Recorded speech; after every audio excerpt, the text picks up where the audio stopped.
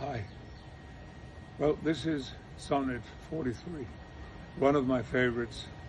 And you're probably all very familiar with it. But for those who might not be, I just want to point out one thing, that the word wink that occurs in the first line doesn't mean, it actually means sleep. Just keep that in mind. Okay, Sonnet 43. When most I wink, then do mine eyes best see. For all the day they view things unrespected, but when I sleep, in dreams they look on thee, and darkly bright are bright in dark directed. Then thou, whose shadows doth make bright, how would thy shadows form happy show to the clear day, with thy much clearer light, when to unseeing eyes thy shade shines so? How would, I say, mine eyes be blessed made by looking on thee in the living day, when in dead night thy fair, imperfect shade through heavy sleep on sightless eyes doth stay. All days are nights to see, till I see thee, and nights bright days, when dreams do show thee me.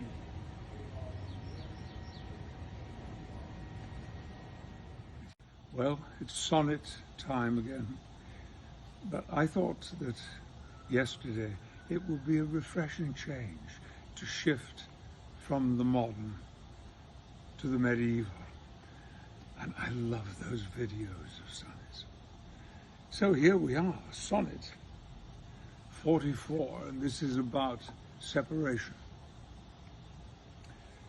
If the dull substance of my flesh were thought, injurious distance should not stop my way, for then, despite of space, I would be brought from limits far remote where thou dost stay.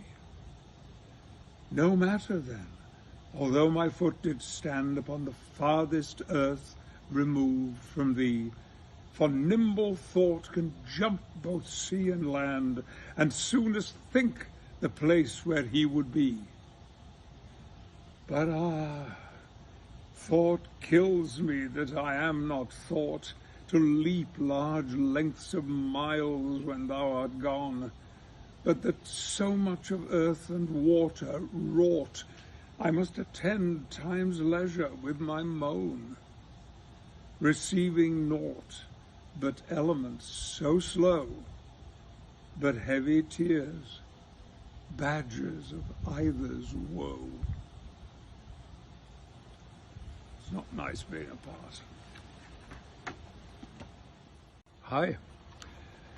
As I said yesterday, this is a two-sonnet theme. And the first sonnet, 44, was about the elements. And the elements in this one were earth and water, which are thought to be the dullest elements. In this one, the elements are air and fire, which have a different impact on us when we're subject to them. So, Sonnet 45. The other two,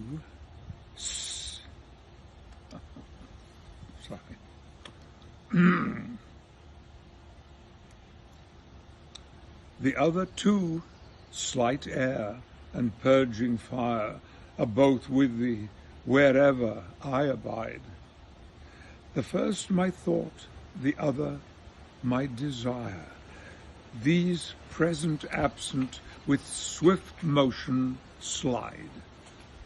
For when these quicker elements are gone, in tender embassy of love to thee, my life being made of four, with two alone sinks down to death, oppressed with melancholy. Until life's composition be recured by those swift messages returned from thee, who even but now come back again, assured of thy fair health, recounting it to me. This told, I joy. But then, no longer glad, I send them back again, and straight grow sad. That's difficult. I might have another go at that tomorrow. But now, thanks for watching. I didn't know what day it was. I didn't know which day to apply to this. It's getting very confusing, isn't it? It is actually Monday. Monday? All day. All day. Thank you, Sonny. God, what would I do? So here we have Sonnet 46. And this again is one of these double-headed ones. By double-headed, when I was a kid, I was a train spotter. And a double-headed was when there were two engines pulling one train.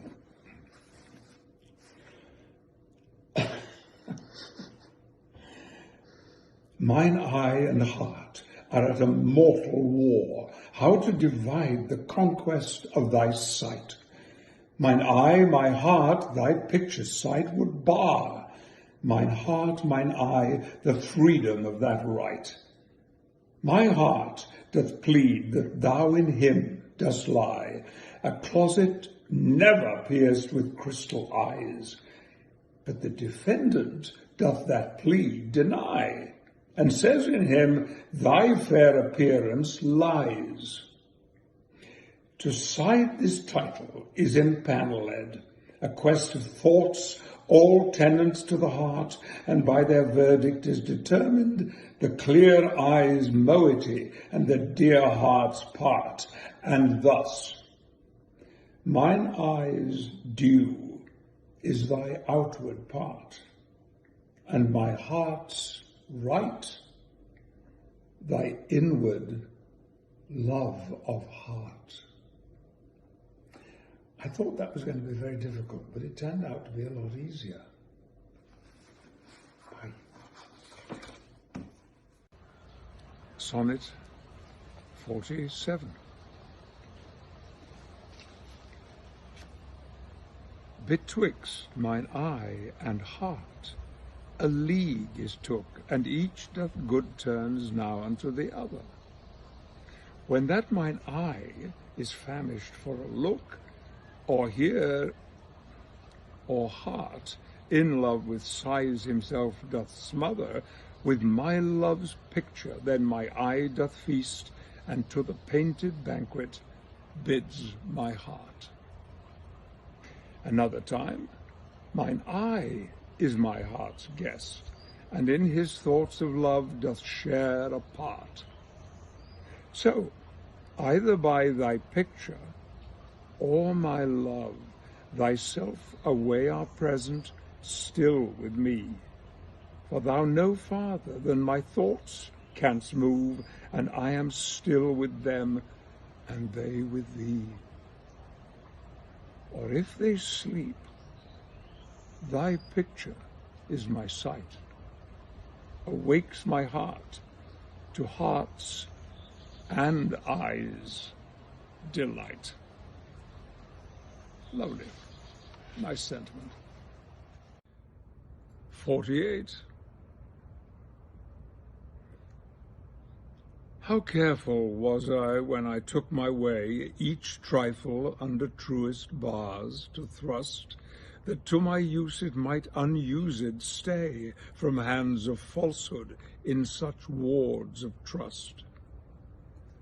But thou, to whom my jewels trifles are, most worthy comfort, now my greatest grief, thou best of dearest, and mine only care, art left the prey of every vulgar thief. Thee have I not locked up in any chest, save where thou art not, though I feel thou art within the gentle closure of my breast, from whence at pleasure thou mayest come or part. And even thence thou wilt be stolen, I fear, for truth proves thievish for a price so dear.